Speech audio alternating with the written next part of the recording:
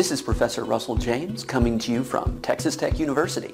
Welcome to today's lecture from Visual Plan Giving, an introduction to the law and taxation of charitable gift planning. Welcome to Charitable Remainder Trusts, Part 6, Solutions and Problems, by Professor Russell James at Texas Tech University. Comparing charitable remainder trusts to charitable gift annuities is much like comparing the artist's paint palette with a number 2 pencil.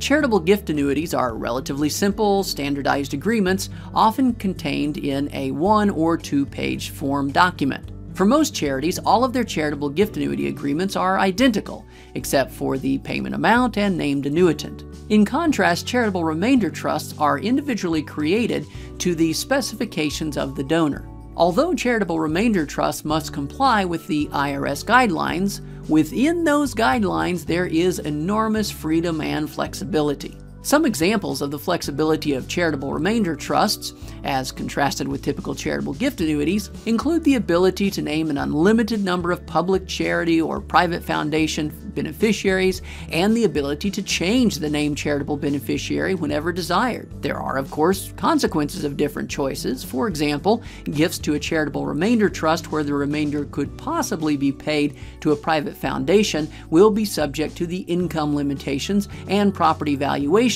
rules applicable to gifts to private foundations. The donor can create a charitable remainder trust that will pay to any number of beneficiaries for any number of lives, where charitable gift annuities are limited to a maximum of 2 lives.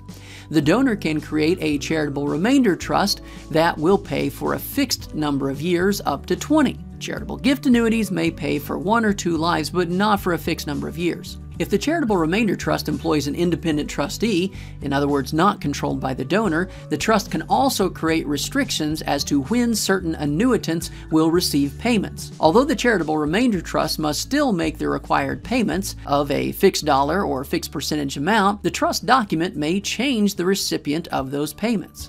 This sprinkling power, although it can be administered only by an independent trustee and not by a donor trustee, can create amazing planning opportunities. For example, the payments can contain a spendthrift provision protecting them from being attached by creditors.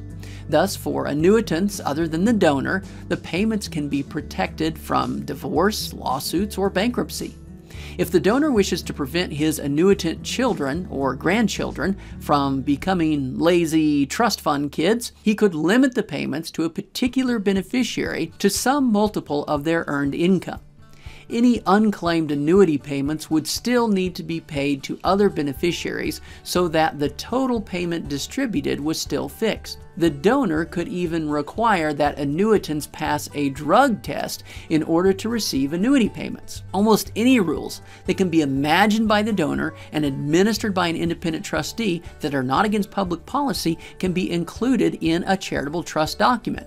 Its flexibility is almost limitless. As a famous example of such flexibility, we can examine the charitable remainder trust from the estate of hotelier Leona Helmsley. Typically, the provisions of charitable remainder trusts are not publicly available because these are private documents. However, in this case, the charitable remainder trust was a testamentary trust, in other words, created in the will. Because the will is a public document, the provisions of this testamentary trust also became public.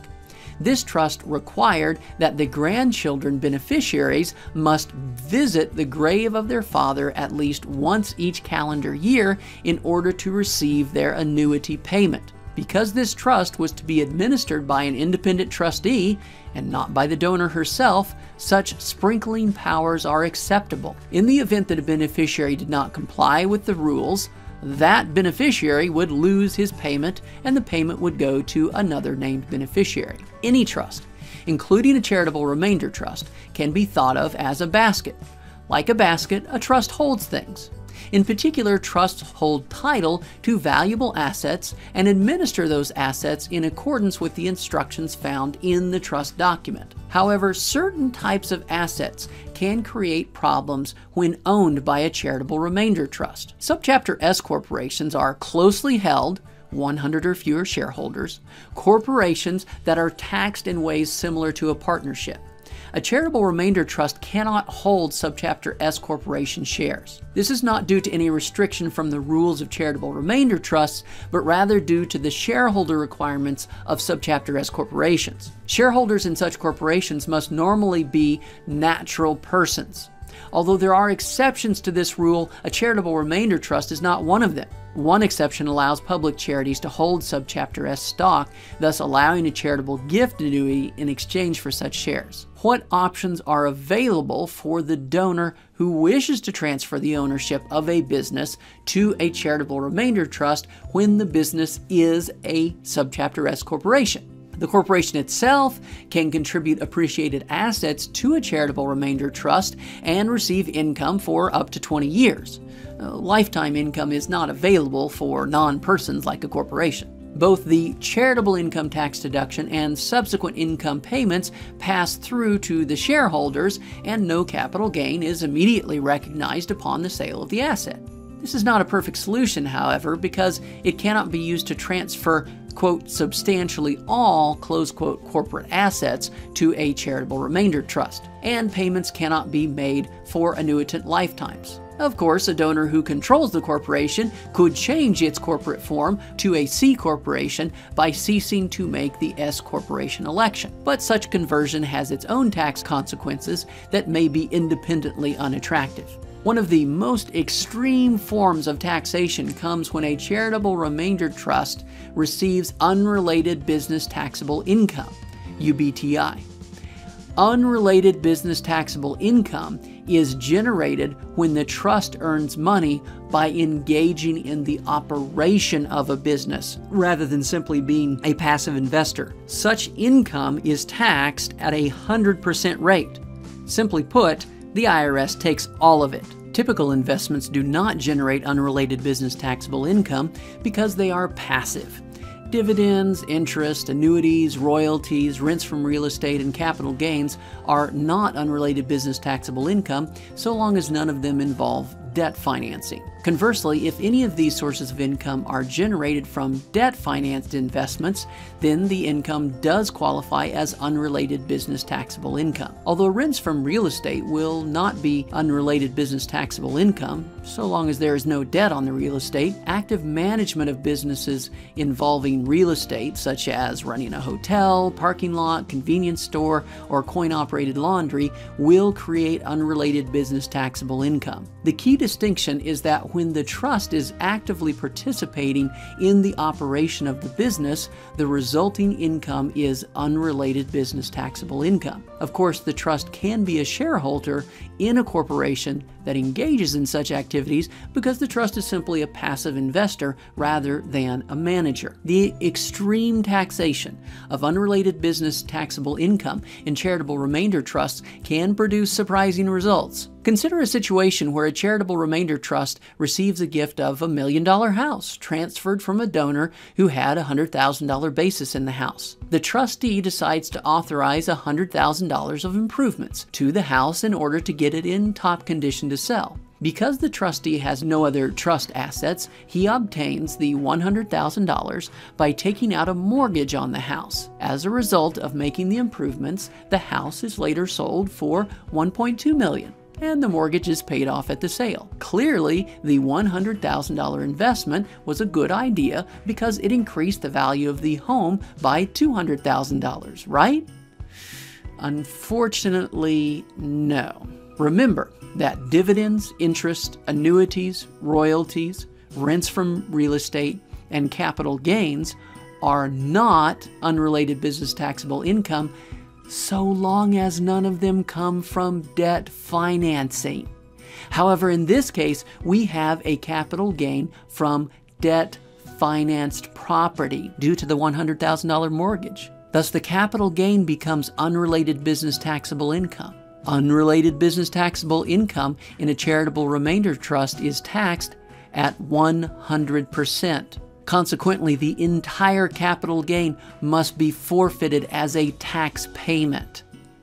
Although an extreme example, this shows the importance of avoiding unrelated business taxable income in a charitable remainder trust. The Charitable Remainder Trust, like a private foundation, has strict rules against engaging in transactions with disqualified persons. Rather than reviewing these transactions to determine if they were beneficial to the charity or the Charitable Remainder Trust, all such transactions are simply prohibited. As a result, the Charitable Remainder Trust is not permitted to sell, lease, loan, or allow any use of assets by the trust's creator, contributor, trustee, or their ancestors, descendants, or spouses.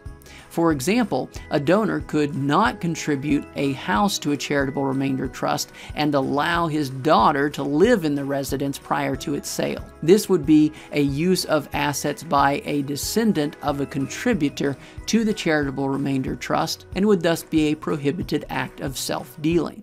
Self-dealing can result in disqualification of the charitable remainder trust as a charitable entity. One of the defining characteristics of a charitable remainder trust is that it is an irrevocable trust. However, in some cases, exceptions to this irrevocability have been allowed. For example, the IRS has previously allowed for the premature termination of a charitable remainder trust with a distribution of the assets based upon the present value of all interests. Note that this has been allowed previously, but it is not a universally guaranteed option. For example, the IRS would not want to authorize such divisions where the lifetime annuitant was aware of some health condition that substantially shortened his or her life expectancy. In that case, the calculated present value of the annuitant's interest, based upon normal life expectancies, would substantially overstate the value of the annuitant's interest. Nevertheless, if both the annuitant and the remainder beneficiary agree, such division might be possible. The actual termination and distribution would likely require the intervention of a state court in order to circumvent the irrevocable nature of the trust agreement, because the trust itself is an entity created by state law. Federal law establishes only the federal tax treatment of the trust, but cannot create or dissolve the trust. Another example of creativity that received approval by the IRS in a private letter ruling dealt with the charity's immediate need for funds to construct a building. Normally, a charitable remainder trust would not be useful for such needs. The charitable remainder trust typically pays nothing to the charity for many years or a lifetime. As a creative way around this limitation, the Charitable Remainder Trust was authorized to segregate funds and pledge them as collateral for a loan taken out by the charity. The lender was protected by the ability to seize the funds in the event of non-payment. The charity was able to immediately build the building while planning to pay off the loan with the charitable gift received from the Charitable Remainder Trust at its termination. In this way, the donor was able to see the impact of his gift immediately. This has been Charitable Remainder Trusts by Professor Russell James at Texas Tech University.